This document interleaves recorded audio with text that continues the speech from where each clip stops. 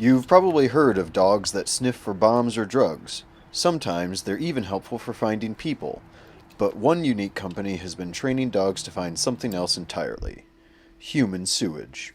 Usually, for Abby, it took a little over a year to train her.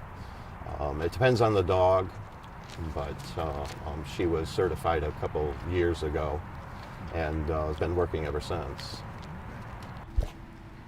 County and city governments test throughout watersheds to find human sewage contamination, which can be a vector for diseases like E. coli and hepatitis A.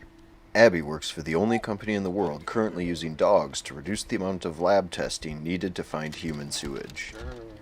Unlike a scientist with a lab test, Abby can explore the watershed and tell instantly whether an area is contaminated with human sewage or not. This has a couple big advantages.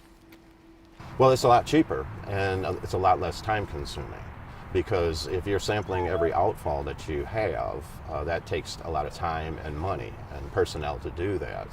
The dogs effectively narrow down we start downstream ultimately, and then the dogs alert, and then we go upstream until they stop alerting. And then you know that the discharge is between a certain point. So it narrows it down. Once it's narrowed down, the scientists take over. Abby doesn't produce a study or report when she's finished testing, but sometimes she speaks. She sits, and then if she's really excited, she'll bark at the same time, as you saw.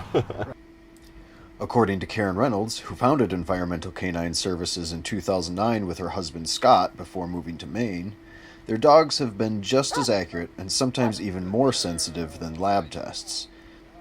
The dogs can even distinguish human from animal waste. We usually have been working with conservation groups to find illicit discharges to storm drains, both open storm drains and closed storm drains. So the dogs investigate manholes, catch basins, open drains, any place where stormwater goes into the system, because that eventually goes to rivers, which eventually goes out to the lakes. After all that work, Abby's favorite treat is her squeaky ball. As a young dog, Abby just enjoys the chance to get out of the house. I think Abby's probably between 4 and 5 years old. She's a rescue dog that I adopted, and she was probably a year or a little over that when I got her. She likes to be out and about, and she's a very high energy dog, so she enjoys. She can go all day and be able to do it. But we shorten the times. It's usually about 4 to 5 hours a day for the dogs, especially in the summertime when it's hot. Sure. So we make sure that the dogs are comfortable and safe. There have been requests to see if the dogs can track specific animal waste, but ECS hasn't tried it yet. I'm sure a dog could do it, but as far as the training process, I think that would be a little more complicated. Ringle doesn't mind the work either.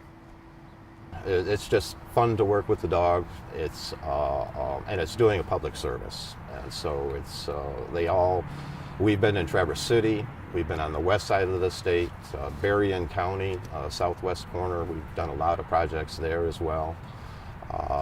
So in my mind, they're all fun and they're all memorable. A lot of different memories. You can contact Environmental Canine Services through their website, ecsk9s.com. Good job. Say hi. You say hi, yeah? What's that?